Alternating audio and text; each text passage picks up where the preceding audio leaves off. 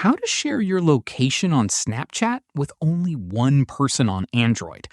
This tutorial shows you how to share your location privately with a specific friend. First, open the Snapchat app on your Android device.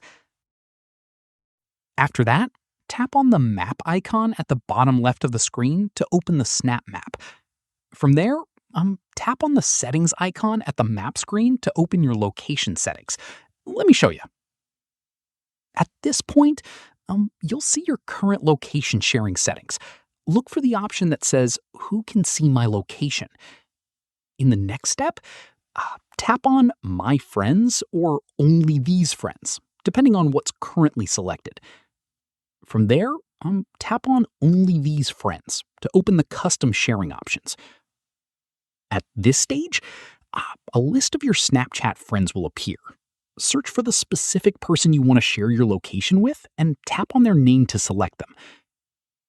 Following this, make sure only that one person is selected and everyone else is deselected. Once done, tap on Save to confirm your location sharing settings. From here, your location will now only be visible to the one person you selected on the Snap Map. Everyone else will see you as a ghost mode user. And that's it.